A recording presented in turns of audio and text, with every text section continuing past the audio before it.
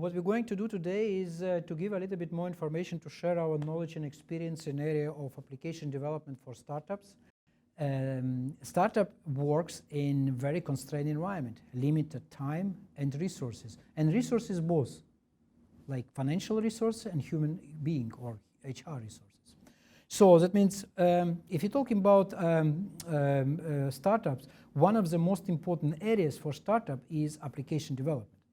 We strongly believe that in the corporate world you can sell like maybe not really ready products or maybe not so good product as they in reality is. So, but in startup you have to have a product to be successful. You need to sell it. So with other words, without application being in place, it's no way to be successful. So, and the idea is, the major idea is that startup with a decent idea and great execution has a chance to be a successful like journey. So with other words, if you have a great idea and poor execution, forget it. Of course, better to have both great idea and great execution, but if you have to choose one, like decent idea, great execution. And for startups, execution, particularly early stage, is application development. So application development startups has some challenges.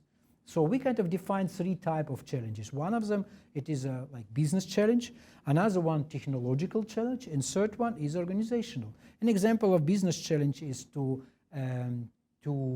find the right balance or to try to find right balance between limited time and resources, what we talk about, and like enough MVP scope, MVP, minimal viable product. So like another one is how to manage customer focused like requirements and at the same time to maintain your application scope, because if you have customers who require some kind of development, more likely they will ask a lot of stuff that you don't want to be in part of your application. You have to manage. I call it art of saying no. How to manage it?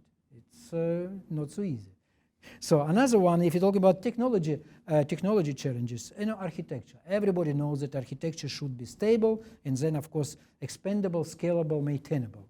The issue is that if you work under limited time and resources constraints, you often, knowing that it's not necessary or that is necessary to do, you're still doing some kind of stuff that later on will be very costly. Chaos architecture. You don't want to do it, but sometimes it happens. Obviously, you need to pay attention to that. Select the right technology stack is also a very interesting task, because some people selecting technology stack what they will be used in application development based on the fact or based on the knowledge available in the team. It's not a good approach, because like actually it should be opposite. First you need to select technology and then select this kind of build your team around these technologies. So gathering customer feedback. There are a lot of information these days, a lot of tools that allow you to gather this customer feedback.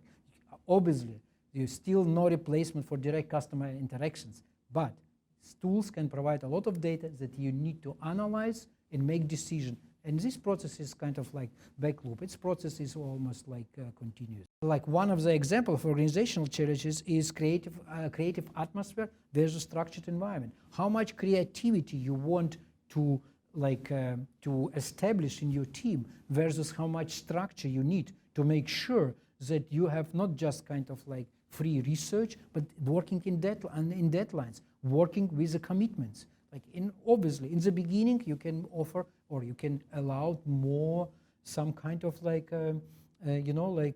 creativity sessions, like brainstorming session, whatever. Spend a lot of time to think about how the product, your application will look like as you're moving along the line. So we start having first customers, investors. You have release of this application. It's deadlines. Wrong decision is better than no decision, because if you made a wrong decision, you still can recover. You know, sometimes it's difficult, but you can recover. If you made no decision made, just everything is kind of like in past, everything is like limbo, and then you made decision and make a wrong decision. So you basically lost a lot of time, and then you don't have time to recover. Maybe you'll never recover from that. So I know it's a little bit provocative, but I'm claiming that wrong decision is better than no decision. Of course, I'm not saying make wrong decision. Opposite, I'm saying make right decision. But if you have to choose decision or no decision, make decision, and hopefully it will be right. Or make sure, like put effort, it's the right decision. And if it is wrong, recover, but not sit and not make any decision.